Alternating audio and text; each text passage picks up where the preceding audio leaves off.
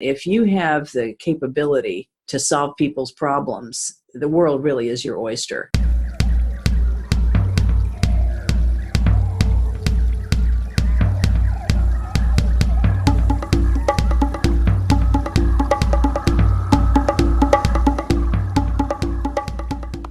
Hola, and welcome back to the Wild Business Growth Podcast, presented by Hippo Direct. I'm your host, Max Brandstetter, digital marketing dude here at Hippo Direct, and this is episode 12. We are up to a dozen, and we have some very special news to share with you. If you haven't heard yet, we recently found out that we have hit the top 100. That is right. On Apple Podcasts in Mexico, we are now ranked number 97 in the marketing and management category of podcasts. So we've hit the big 97, hot 97 as some would call it. Thank you very much to all of our listeners and fans in Mexico. We really appreciate your support. And there's no slowing down. So we're trying to get to that number 96 ranking in Mexico and every other country in the world as soon as we can. So you'll be hearing from plenty more entrepreneurs, innovators, creative business people every single week. This week, we have an amazing guest for you. She is my favorite business school professor of all time. She is a legendary professor at the Kelley School of Business at the fantastic Indiana University. She has an advertising and marketing career of over 30 years and has worked on and led some of the biggest brands and campaigns you've ever heard of. For example, Happy Meals. How many of you have ever eaten a Happy Meal before? Or Raisin Bran, the 2 Scoops of Raisin campaign. There's much more that came from. She even, before her advertising career, got her start advising the legendary and championship Indiana basketball coach, Bob Knight. So she has some amazing stories covering everything from Bob Knight to those advertising campaigns from previous decades to stuff that's going on in the marketing and advertising world now. I was fortunate to take her advertising and promotions class at Indiana at that Kelley School of Business. And it was by far my favorite class that I took in college. And it was a big influence for my interest in marketing today and a lot of the stuff that we talk about in this podcast. So pretty surreal getting to interview Anne for this podcast. And I'm really excited to share the interview with all you listeners out there. So stay tuned and enjoy the show. Alrighty. Welcome to an incredibly special edition of the Wild Business Growth Podcast presented by Hippo Direct. I'm Max Brandstetter, and we are joined by my favorite professor of all time, Anne Bastianelli. How are you doing today, Anne? I'm great, Max. Thanks for the great intro. Oh, of course. Of course. That's the pre-intro. So that's the pre-intro. Okay. You have to get very There's excited. More to come. There is, yeah. Well, we can stop now if you want. Now, Anne is... She is just incredible. I met her as my advertising professor when I was back at the greatest business school on the planet, Kelley School of Business, and Indiana University, Bloomington. If we went through the highlights of your career, Anne, it would probably just take another few hours. So we're going to paraphrase it a little bit, but okay. I do want to call it a few things that I think were really, really cool. In addition to being a professor at that awesome school in Bloomington, One, I just remember all the stories that you talked about in that class of the projects and campaigns you worked on over the years. And the ones that stuck out to me were Happy Meals, because, who didn't grow up on Happy Meals in this generation? And thank you for your purchases. Yes. Also, the 2 Scoops of Raisins campaign, because who didn't grow up on Raisin Bran? When you weren't eating Happy Meals.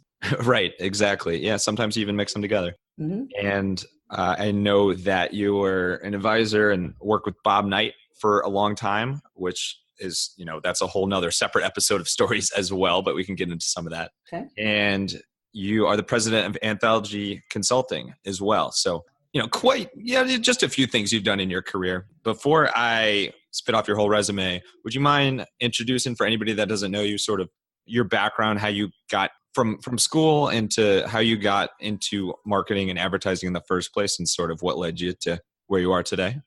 Well, I, from a very young age, was always very interested in art. I was interested in images and theater and anything that had to do with somebody presenting something. If they were singing or dancing or created a picture of it or an image of it, or a sculpture of it. Any of those kinds of things always really fascinated me. Yeah. And so growing up, I was an artist. And when I went to college, I was a fine arts major and a theater major. And I thought it would also make sense for me to maybe think about how you could make that commercially viable. Was that marketing? Was it something else? But I really liked actually doing the creative work. And so my undergrad was in fine arts. I got a minor in education. My dad had said, well, you're going to need something to fall back on, because when they say starving artists, they're not just whistling Dixie. There's a reason why they call them starving. I was really insulted that he didn't think that I could, become rich and famous on my own. But anyway, but I graduated in a recession. It was a difficult time for everybody. Right. So you graduated in 2008, right?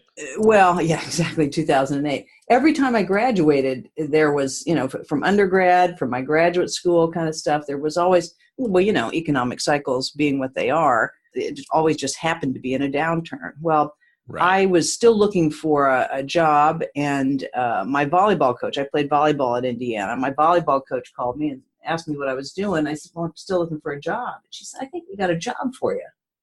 And I said, really? She said, yeah. She said, it's sports information director for the women's sports at Indiana. And I said, is there a job description? She said, yeah, there's a job description. I said, can you fax it over to me? This, of course, is in the dark ages when faxes were, all the rage. Right. Yeah. Can you explain what a fax machine is? Exactly. Please. Can we back that up? And so, did you mimeograph it? No, it was a fax.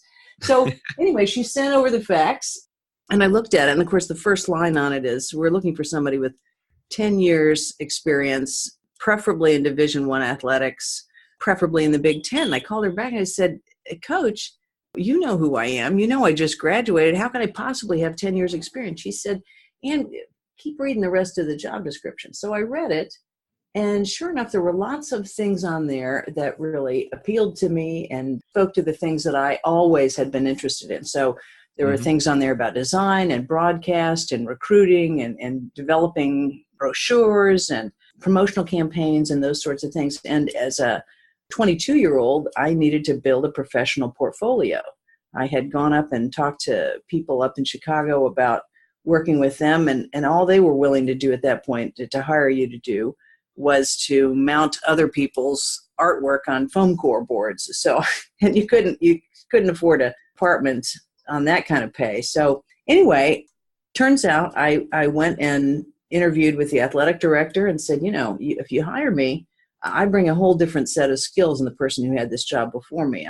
I can do all the design work. I can do the broadcast work. I know all the coaches. I know all of the athletes because I just graduated from here. I had a strong GPA, so I'm kind of a poster child for student athletes. So I think there's lots of things to, that might lead you to say I'm exactly the right person at this time. Well, he hired me, and then the excitement began in that there was nobody there to train me to do what it was I did. This was when I learned that a job forms itself around what you're good at, not the person who had the job before you or a job description or anything else. It becomes based on the kinds of strengths that you personally have. And so the job started to look more like personal branding, and it looked like, what can we do to set apart and to position each of these teams relative to their competitors both in the conference and outside the conference and those kind of things. And, so I was working really long hours. The only other person working those kind of hours at Indiana University over in athletics was Bob Knight. And who you may have heard of. who I had heard of, but I had not, as an athlete, I'd never really met him. And so he'd be walking the halls late at night, and I'd still be there trying to figure stuff out and working on design projects. And we became good friends. I would ask for his advice on things. He would ask me my point of view on things. Turns out that around that time he was picking the Pan American team. This was back in the Dream Team days. So this is Patrick Ewing and Danny Manning and Kevin McHale and just, if you were a basketball fan, man, there wasn't any other better place to be than in Bloomington with all those kids there. I thought you were starting to read off the Space Jam Yeah, cast for a second I there. mean, Now now we're on the same same page. page. I think there was a Happy Meal that was a Space Jam, as it turns out. But anyway, so one thing led to another, and at some point, if you know Bob Knight, he won 75% of his games, but he had a very polarizing personality. You either thought he is an absolute genius at coaching and developing kids and so forth for life after basketball, whether or not that meant they were going to the NBA or whether they were going to go into something else. Mm-hmm. But there was another side to him, of course, which was just very off-putting to a lot of people in the public who said, he shouldn't be around kids at all because of profanity and the way he talks and how big his temper is and so forth. And turns out the temper got the best of him in Puerto Rico when they went down there for the Pan American Games. Mm-hmm. When he came back, after having been arrested for assault, he asked me to work with him. And he'd brought this up a couple times before, and I thought, how in the world? I mean, who would ever think that somebody my age and my experience would be working with, the best basketball coach in the world? And right. What are you thinking? So what's your reaction? Like, put us in your mind in that moment. You're fresh out of college. This is a new role for you. You have this famous, iconic coach who's in deep trouble. He reaches out to you and it's just like, you got to help me. Here. What's going through your mind? The thing that's interesting to me, and I think this happens to a lot of young kids. I mean, people like to know what those in another generation or those with a different background think. They're searching for different kinds of perspectives. And I think young people in particular kind of think, could he be possibly talking to me? Could he really care what it is that I think? And as I say, we had developed this really nice rapport over time just because we had such different perspectives on things. And he would say, boy, Annie, you think differently than every other person I know. And he'd say from time to time, one of these days we're going to work with one another. And I thought, yeah, sure we are. But in that moment, I'm thinking this is the worst possible situation. I mean, nobody could explain, what was he thinking? And of course, there was never any proof that it actually happened, which was what he always maintained. But this is a terrible kind of situation. And you would ask me to explain such a thing? I said, how could I possibly know? Anyway, I said, what do you want me to do for you? He said, I want you to explain why I do the things I do right after I do them. And he said, of course, how could I possibly know why you do the things you do? He said, listen, I don't know why the hell I do the things I do. I'll go along with whatever you say. And in the moment, I'm thinking, he's offloading this part of his job that he just doesn't like to do or is just not in his wheelhouse. And we had known each other so well that I guess he thought it was totally in my wheelhouse and something that I really wanted to do. And I thought in the moment, wow, this must be how things happen. Things must just happen in an instant. Somebody needs something and they recognize that somebody else can do it. I guess at that moment, there's just a meeting of the minds. And so I was just very flattered that he asked me. And I said yes. And then, of course, I thought, oh, my gosh, what does this mean? Because I still was in charge of all the women's sports. So I had 10 women's sports and, the biggest college basketball program in the country. So in that moment, after saying yes, all of a sudden, I'm the youngest person in Division I athletics and one of only 2 women. And not very many people know the only other woman at that time in Division I athletics was also working for Coach Knight. That was Buzz Kurpius. She was in charge of academics for him. But it was an amazing time to think big thoughts about things and to have someone put so much trust in you. And so from that day on, I become in charge of the media, who gets into press conferences, what kinds of things that they say. We can tell now, from that point on, we released actual statements from Coach Knight. So there was no, he said, no, this is what he said. And right. I just found that there were lots of people who'd been coming to press conferences and who were kind of making things up because it sold newspapers. And since Bob was so volatile, people kind of thought, well, maybe he did say that. And no, he didn't say that and he wasn't there. So there were lots of opportunities to sort of get the bad actors out of the room and get the true journalists in the room. And then great things happened. John Feinstein was there. He wrote Season on the Brink. 60 Minutes did a great piece on Coach. We won the Big Ten. We won the NCAAs the following year. So for me, it was a time that I grew very much professionally, and I grew into understanding that if you have the capability to solve people's problems, the world really is your oyster. So I thought, unless we win the national championship every year, I think I've really done everything I want to do here, unless I want to be athletic director, and I didn't. So I kind of went back to the thought of being in big time advertising, and I remembered what they had told me when I had interviewed up in Chicago after my undergrad. They said, the people upstairs are the ones who actually determine strategy. Those are the suits. Those are the account management guys. I said, well, what do they study in school? Oh, they have MBAs. So I went and got my MBA. After having done so, then I had lots of offers from various packaged goods companies, Procter & Gamble, Hallmark, and General Motors was in there. Leo Burnett was in there. And so I went with Leo Burnett. And that is, and you referenced this earlier, that is where I worked on Kellogg's Raisin Bran, Eggo Waffles, and then I worked on Parquet Margarine, all the Velveeta brands for Kraft, and then was in charge of the kids. Now you're just trying to make me hungry, huh? Oh yeah, and then worked for McDonald's and Happy Meals, and wow. Then I moved over to the client side and was head of marketing for Dow for all their consumer brands, so Ziploc, Saran Wrap, Handy Wrap, Dow Bathroom Cleaner, that kind of stuff, and then into durables with Icon Office Solutions. So that's selling copy machines, fax machines, big printers, those kind of things. So I was head of development and training, and also head of marketing for them.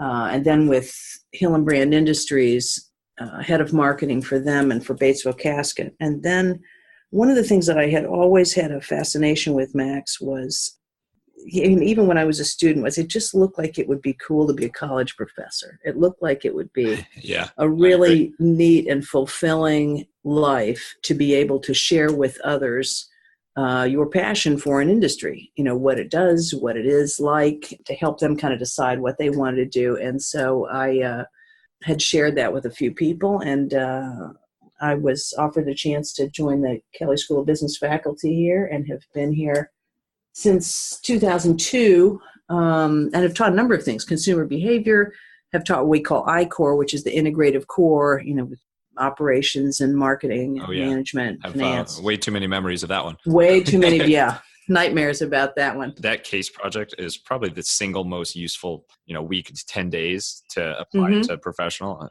Now we're just officially sponsored by Kelley School, but but it is useful. It's crazy.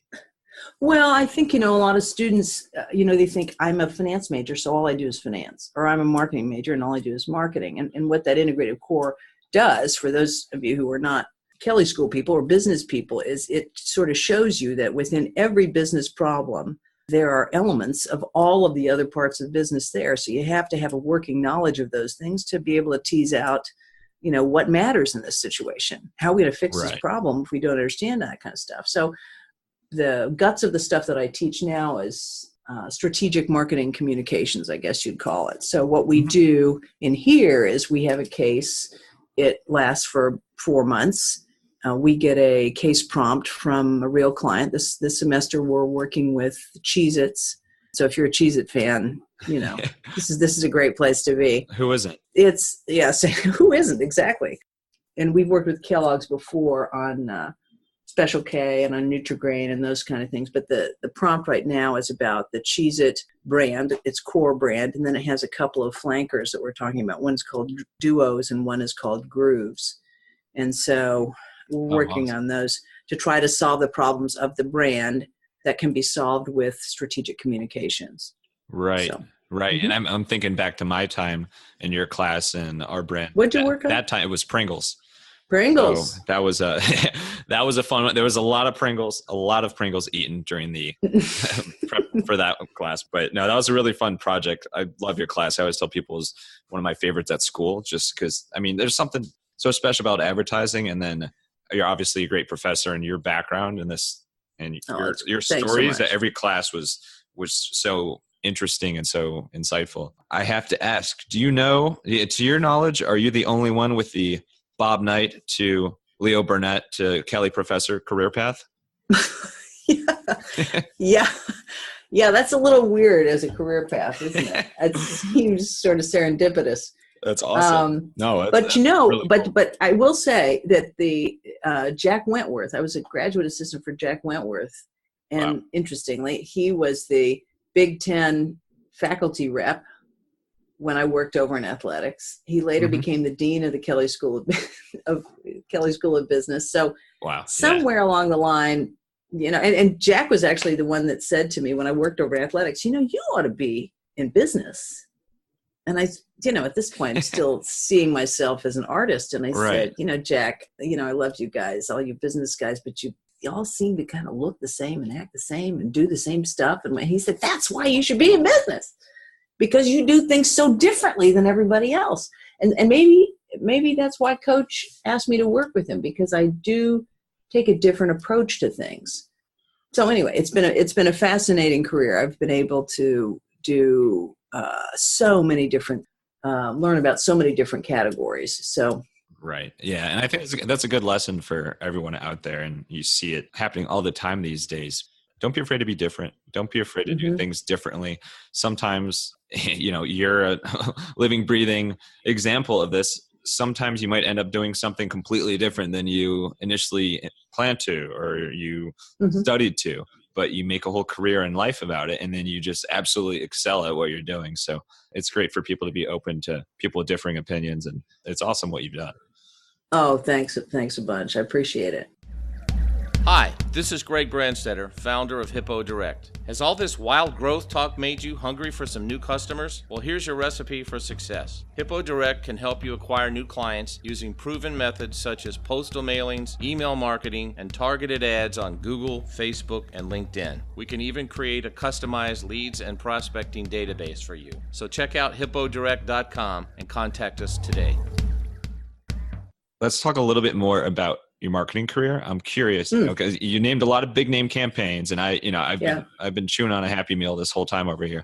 So, and playing with the toy. Right, exactly. Well, that's what I just go there for the toys anyway. But when you think about your marketing career and the campaigns that you've worked on or campaigns you've touched, think about the ones that stick out to you. I'm curious, what's the most fun campaign you've ever worked on? What's the most fun you've ever had on a campaign?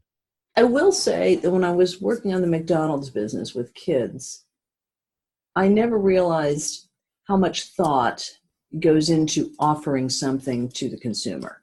I mean, I think in a lot of cases, people think, this is McDonald's, giving us junk or giving us tchotchkes or doing this kind of thing.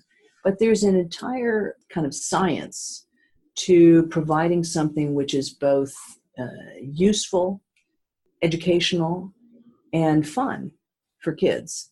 Something that both the parents and moms would be interested in, and that the kids could really embrace and say, boy, this is so much fun. This makes eating fun.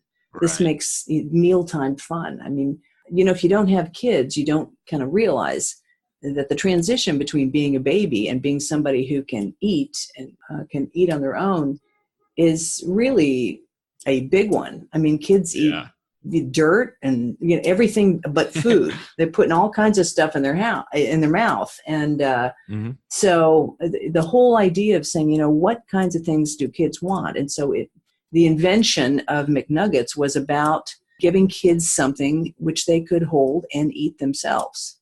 Wow. And that was tremendously successful. And the thing with Happy Meal toys is, they have value as a toy, but they also have value in terms of engagement and in terms of sitting down at a meal with your family and having something to do.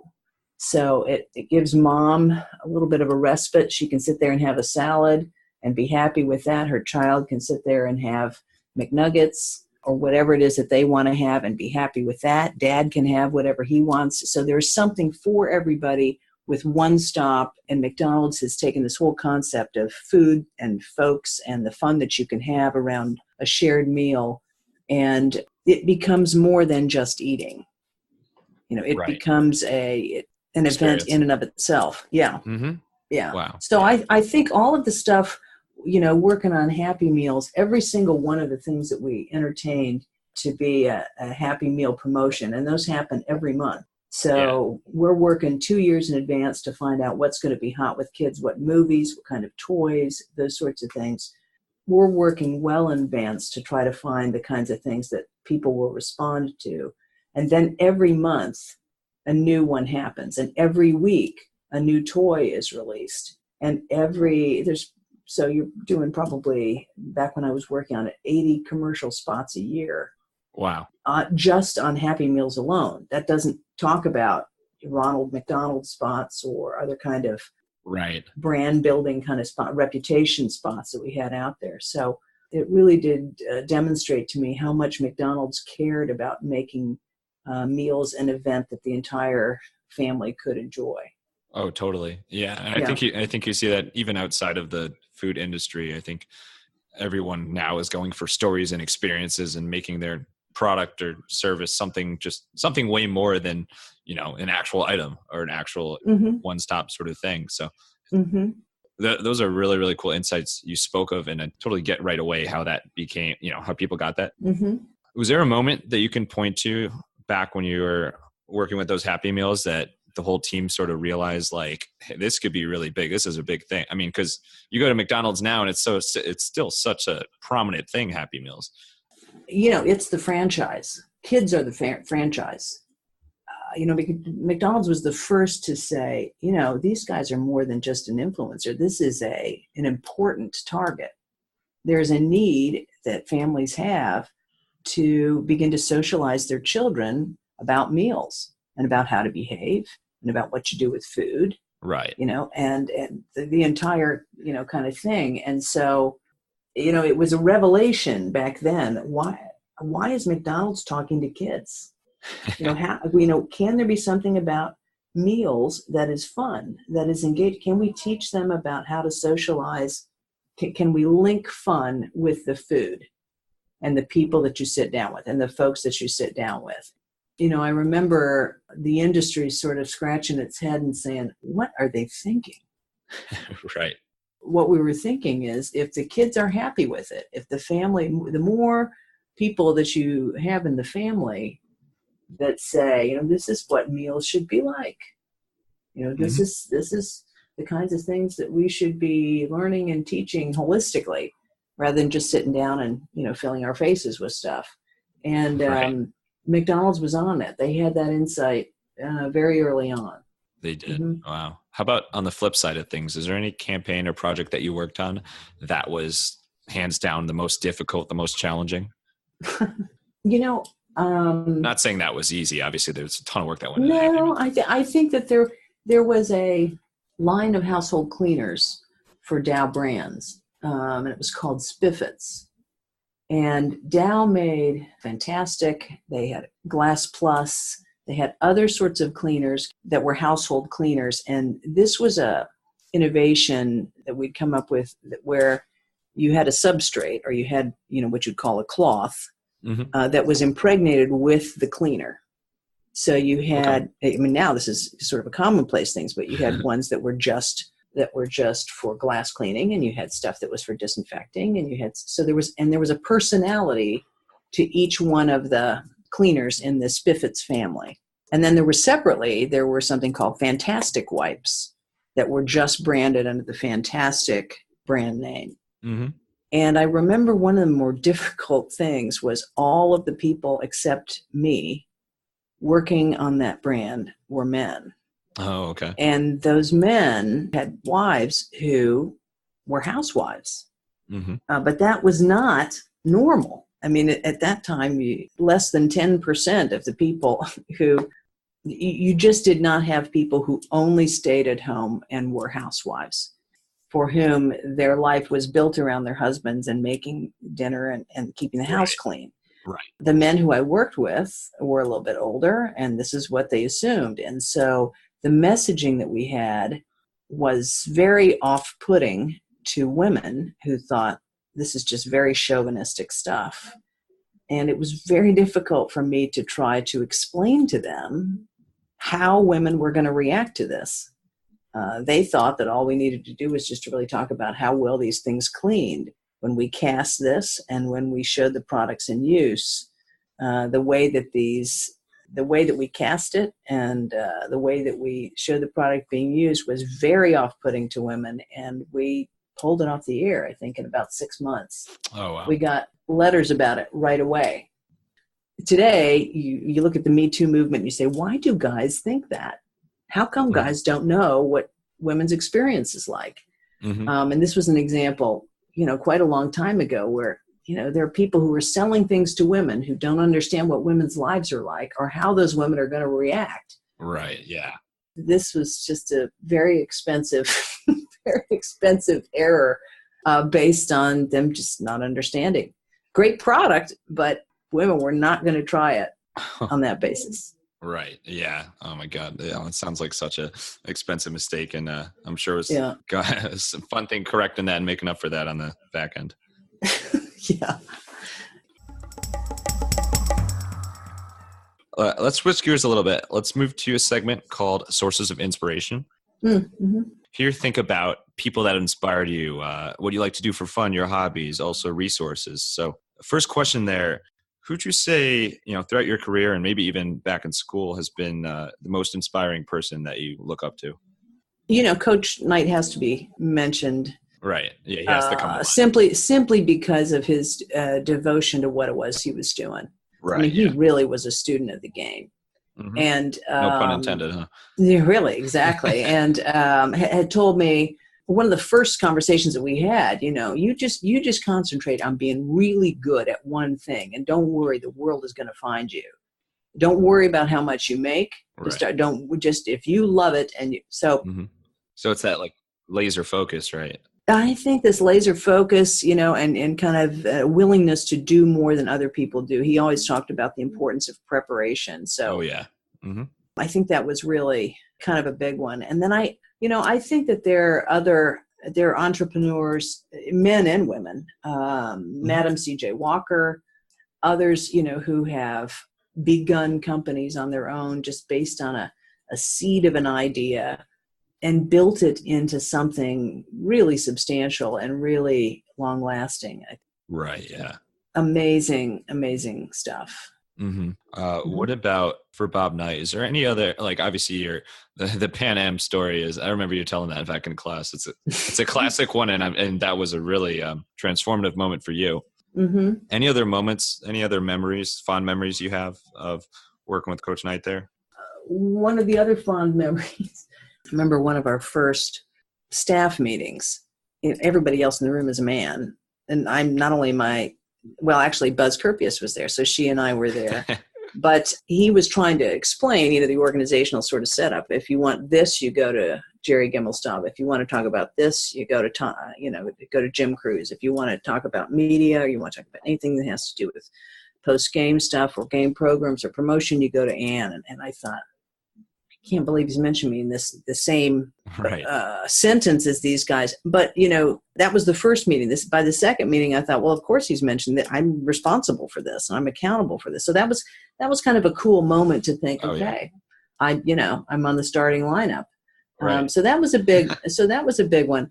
I think that there were lots of big kind of moments at Burnett when we were launching big campaigns, whether it was for Eggo or 2 Scoops of Raisins or McDonald's or those kind of things. Those are big moments when you are launching something completely new. I've had lots of wonderful moments here at the Kelley School where I've seen, every semester we take on a brand. It's Kleenex or Ace or Pringles or Lids or Smucker's brands or whatever it happens to be. And we got 28 teams working on a case and 18 that finally end up presenting in these case competitions. And when you talk about transformative moments, Max, I have them just by the boatload every 4 months. When those teams get up there, they have become people who the client could trust with their business and trust with their business problems, and they can come with fresh new ideas that really address the issues. I couldn't be prouder. It's like I have 4,000 children. Right. Exactly. I mean, it's amazing. You don't actually, right? You might. No, I don't actually. I just have one. He plays big, but there's just one. It sometimes feels like 4,000. It sometimes, he could seem like 4,000. But that's, I remember, because I was on the flip side of that. And I remember for ours, we literally use me as the target market because we were trying to figure out what's the target market demographic for Pringles. For Pringles. And we're looking at everything they're describing. They're like, Max, it's like we're describing you. So we're like, why don't we just make me the target? So that is so real. That is so. It was a picture because I don't know if you remember. We flashed up an image of me that I took in the halls of Kelley the day before, and we're like, and so here's the target consumer, and it was just like me with some goofy face on, but but it was such a rush presenting there, and really now kind of I think I regret about it is I really should have made the pitch more.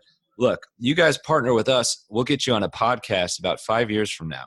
See? Talk about this. That would have been it. That would have been like the icing on the cake. Man. Exactly. Right there. Yeah, it would have been maybe too much foreshadowing to handle. But Possibly.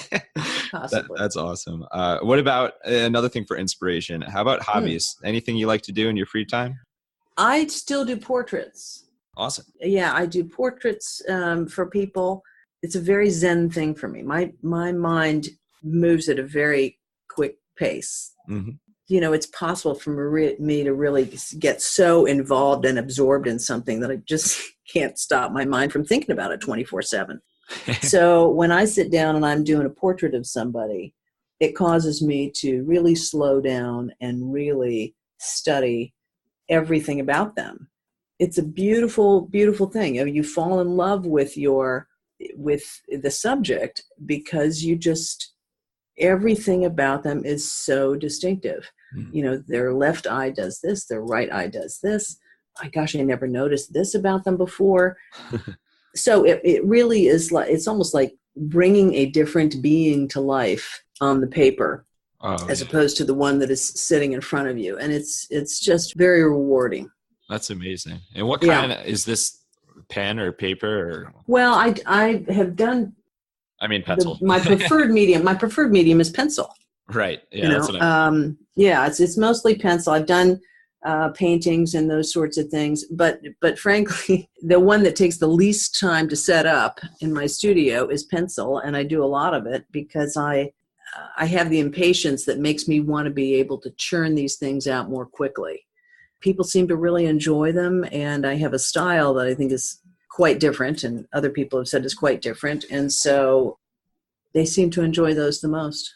And is this a public studio or is this a personal studio? It's a personal studio, but there have been public sorts of showings of those things, and I've been in a couple shows and so forth. So awesome. It's I probably spend 6-9 hours a week doing that. It's amazing, and it's got to help take your mind it must put you in a completely different space than. The other thing that I do is I swim, and when I swim laps, there is something about, once again, it causes me to slow down and focus on what it is that I'm doing. And when I do that, my subconscious mind tends to just spill over with answers to things that I hadn't noticed before. And so I'm able to come up with lots of answers to my clients' problems or different ways I can teach things or those kind of things. So, right. So lap swimming is one of the hobbies, and the other one tends to be doing portraits. I played volleyball in college and basketball, but you need to have a court and you need to have lots of other people and a net or a basket, right, to do that kind of stuff. So after college, I kind of got into running because all I needed was a pair of shoes. And swimming is kind of similar to that. Right, exactly. You do need a pool, though. You do need a pool, hard actually. To swim on the sidewalk. Actually, Exactly. The rain we've had recently, who knows? That's amazing. Right. I love how it's great you've kept your competitive spirit, and swimming is actually something I need to get more into because I know how to swim. I just started this summer swimming with the Masters, and so these people are just killers, and so it takes you back to feeling just really awful and inadequate again. I swam AAU growing up, and I swam in high school. I did not go on and swim in college. I went on and played volleyball. Right. But it turns out that swimming is the best sport for joints and fitness and, all kinds of stuff. It's great for you. When you first said masters, I thought you meant like the golf legends. And I was like, oh yeah. No. That's just a positioning thing. They call it, they call it masters swimming, but they could call it old guys swimming. But but the fact of the matter is these people are fast. These are all, I believe it. These are all triathletes and, Ironman kind of stuff. It's just, it's like I'm standing still when I'm swimming with the masters, and I'm not standing still, but it's really an attitude adjustment for me.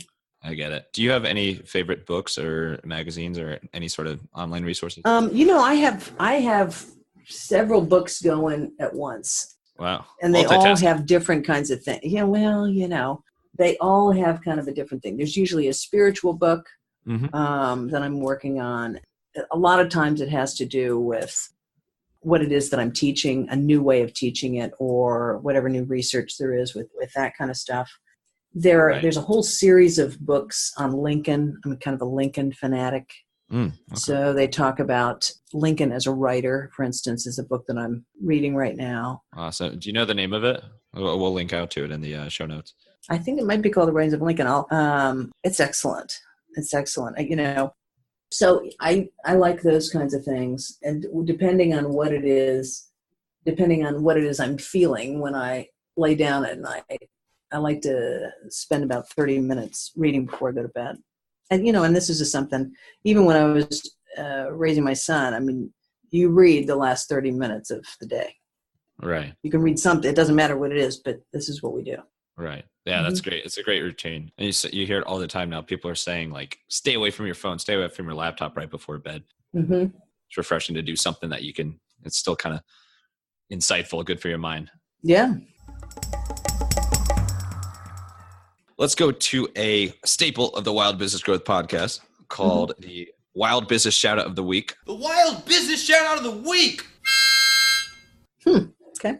Wild Business Shout Out of the Week. This is something where we talk about a recent marketing campaign or something in the marketing branding space that caught our attention. Mm-hmm. And earlier you mentioned to me, we were talking about Dunkin, which is not Dunkin' Donuts anymore. They officially changed their name from Dunkin' Donuts to Dunkin'. And we've seen a lot of major brands change their name or jokingly change their name recently, like the IHOP to IHOB thing. And Weight Watchers just did a rebranding as well.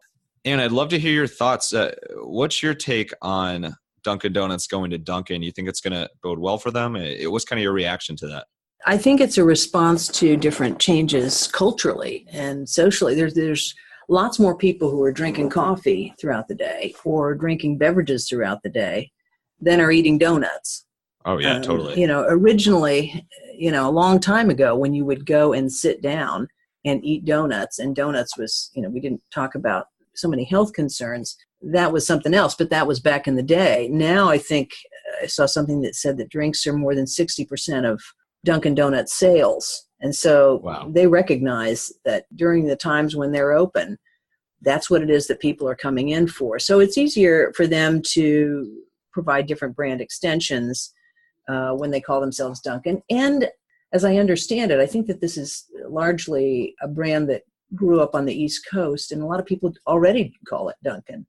Oh, yeah. You took the words out of my mouth. That I'm based in New York now, and before that I was in Connecticut and had a lot of friends that were from Boston and Mass originally. Mm-hmm. It's amazing. Over here, Dunkin' is so much more popular. Between the coffee people, there's a lot of people that are Dunkin' diehards. Mm-hmm. A lot of people do call it that. My first job out of college, there was one right down the street, and the amount of people in the office that would stop there before every day of work, it was insane. Right. They have such loyalty in this region.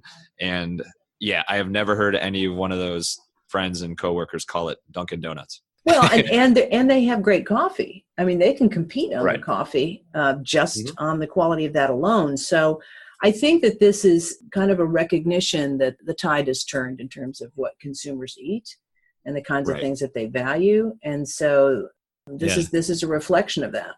Mm-hmm. Mm-hmm. Yeah. And it's clearly from their brand language. I was looking at their Twitter because, some of these brands are so clever on Twitter these days. Mm-hmm. They have their voice is very focused on millennials and the younger demographic. Like they're using a lot of emojis. There was even an interaction I saw between them and DiGiorno where they had some emojis back and forth. DiGiorno joked that they were going to shorten their name to DiGiorno. So Nice. you got all sorts of changes going on. They talk about BFFs and besties. And so they're really, it's going to be interesting to see in the long run, like the kids now that are, under 10 or toddlers just being born, them growing up with Dunkin', their perception could be completely different than people's perception of Dunkin' Donuts was, 20, 30 years ago. I'm not sure when they started, but well, again, that's a reflection of the culture. Those kids don't know 20, 30 years ago, or that people sat around and ate donuts and those kind of things. It wasn't, I mean, that was more of donuts just as a category was a bigger deal in terms of your breakfast options. Over the past, 15 or 20 years, donuts have really fallen off the map as bagels have kind of emerged and other kinds of options have emerged. Right. I think that Dunkin' is on its way to, or at least opening the door to the possibility of becoming more of a lifestyle brand. Now, that's a little bit cliche, but I think they want to be a place where people can go and connect and, enjoy themselves and those things. And so whatever that means, if that's beverages, I'm sure it's going to always be beverages, but whatever else that means, they have much more freedom to do that, taking off the donuts descriptor of their name. Right. Yeah. And it's totally, and obviously they compete so closely with Starbucks, but it is sort of in the same vein of that Starbucks from a lifestyle perspective. Right. It's kind of like their third place philosophy where it's not home, it's not work. It's this third place that you can relax and do work and enjoy your beverages or whatever. Mm-hmm. Awesome. Cool. So that was a Wild Business Shout of the week. That was Dunkin', probably our official sponsor once we publish this episode. Well, Dunkin' and Kelley School of Business. Let's face it. We did talk about Kelley School of Business quite a bit. Quite the bidding war. No, I'm just kidding. I know. Well, okay. I haven't seen the latest rankings, but I have endless love for Kelley. It's always number one in my heart. And Good. That's exactly where it ought to be. The Hodge Hall is incredible too, because I was there when they were still doing construction on it. And so I was doing I-Core actually, and you'd hear like jackhammers. You hear jackhammers behind the kids up there speaking, but it's a really, really beautiful building. And good. Have you been back since it's been completed? Yep. Okay. Yeah. I've been back for recruiting. Recruiting. Yeah, recruiting did some, but yeah, it's absolutely beautiful. I wish I could start college all over and just go there again. One more segment here. Sure. Well, so this will be a quick one, a rapid fire one, and that's because it's rapid fire Q&A. Yeah. So you ready for it? Yep. Seatbelt buckled. All right. Favorite type of music? Jazz. Do you have a favorite jazz artiste? I like Mindy Abair, saxophone. Favorite movie of all time? Oof. It's always a tough one. It's a tough one. I mean, I think Forrest Gump's interesting. I think Babe is interesting. I love musicals. Those are some classics there. Mm-hmm. I know you played a lot of sports and still do. Do you have a favorite sport of all time to play? Volleyball's tough to beat in terms of action. I just told you, I love swimming for what swimming does for me, but it's a completely different thing than what volleyball does. So I don't even know what to do there. Right. How about sport to watch? Basketball. Awesome. On that note, do you have a favorite Indiana basketball player of all time? I think Victor Oladipo is a blast to watch. Oh, yeah, he's the man. Did you get to meet him when he went to school? Yep. He's a really good guy. He's awesome. He was we're the same class, so he was in my dorm. Oh, really? Yeah, we were both at McNutt together, and he we run into each other a lot, and we always joke that we were going to play one-on-one, and he'd always be like he's like, I got to get some sneakers. I once I get my sneakers, we'll play. Yeah. But, he just never had his sneakers, but no, he was super, super nice guy. Yeah. Very regular dude. And yeah, he's just an absolute stud, like NBA superstar now. It's amazing. It's so cool to see him skyrocket. And you know that. Yeah. I mean, I think anybody back then knew he was talented, but now he's like taking it to a whole nother level. I think it was impossible to see how much upside there was with him. You knew it was there. He has so far surpassed what anybody could have imagined. So, good for him. Are you excited for Romeo this year? I'm pumped. It's going to be. Well, just like everybody, I'm curious. Right. My son played with Yogi in high school. So I was excited about awesome. that. Yeah. And Victor was a blast to watch. Alfred and those guys were an awful lot of fun to watch. Yeah. So there have been guys to watch, at every stage in Indiana basketball that have just made me proud to be flying the flag. Right. Yeah. Yeah. Rocking the candy stripes. You know it, man. Rocking the stripes. The candy stripes here. Yeah. Awesome. Okay. Well, you're making me want to get back to Assembly Hall ASAP. So catch me there this winter. Okay. Cool. All right. That was rapid fire Q&A. I know we got to wrap up here. I just want to say thank you so much, Ann, for taking the time out of your day. I know it's super hectic right now with the fall schedule and everything, but this has been an awesome interview. It's been amazing reconnecting with you, and your stories are just so insightful, and it's so cool what you've done in your career. So thanks for jumping on. We're so happy to have you as a guest here. Thanks so much. Let's do it again sometime. Absolutely. Yes. And we'll do a separate segment with like 24 hours of Bob Knight talk about. I don't know about that. Before we sign off here, is there anywhere that people can connect with you, like LinkedIn? Sure. They can connect with me on LinkedIn. They can connect them Ann at anthologyconsulting.com or Bastian, Bastian at indiana.edu. Would love to talk to your listeners. Awesome. Cool. And I'll send you an email right after this too. Perfect. Okay. All right. Do you have any final quote, any final statement you want to end on? I will say this. We lost my mom unexpectedly almost a year ago in October. Wow. And she was really, now that I think of it, the most inspiring person that I have ever met. And one of the reasons why I bring this up as a final comment, because we've talked a lot about how did you get to your career? How'd that happen? And I remember as a kid, I was in grade school. I think I was in 3rd or 4th grade. And I would draw a lot. And I was in my bedroom and I was drawing one day, and my mom came in. She said, "What are you doing?" I said, "Well, I'm drawing here." And she said, "You sure love to do that." I said, "You know what, Mom? I could do this all day, every day, the rest of my life." And I would never get tired of it. And she said, "Honey, you are so lucky that you have found something that you really, truly enjoy. Many people, maybe most people, never find that in life." And there were several times in my life when that remark, that you found something that you really, truly enjoy. And a lot of people never find that. I have been able to, several times in my life, come back to that. Whether it was in advertising, whether it's been being an art director or a portraitist or any of those kinds of things, that enjoyment has always really kind of pushed me forward. Wow. Yeah. That's amazing. Your mom totally nailed it. And yeah. It's just amazing that you've kept that with you all your life. And now we can have many more people think about that all the time as well.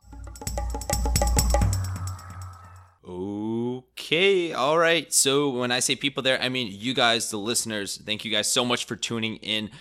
Make sure to embrace those pieces of wisdom that we shared in this episode from both Ann's mom and Ann herself. Thank you so much, Ann, for coming on the podcast, taking time out of your busy fall semester to share your amazing advertising career and marketing stories and professor stories and Bob Knight stories with all of us. Such an amazing person. So keep being awesome. All you listeners out there, make sure to reach out to Ann. She is super kind and always willing to help out and knows a thing or two about marketing, advertising, and business in general and life in general. As always, major love to the Kelley School of Business and Indiana University. We will always love you. They should really do a song about that. Someone should really get on that.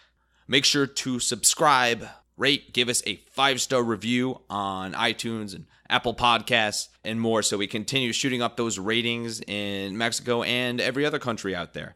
If you have any feedback or ideas for the Wild Business Growth Podcast, make sure to hit up our social channels at Hippo Direct. That's the handle everywhere. You can also reach us at hippodirect.com. We have tons of marketing content and business content there for you guys, all for free. And if you like some of the campaigns that we talk about on this episode and every other episode we've done, sign up for the Hippo Digest. It is your weekly recap of creative marketing, and we cover the hottest, most controversial, and freshest marketing campaigns and advertising campaigns out there going on all over the world. There's some random fun stuff in there as well. I am heading out to go pick up some Dunkin. Until next time, let your business run wild. Bring on the bongos!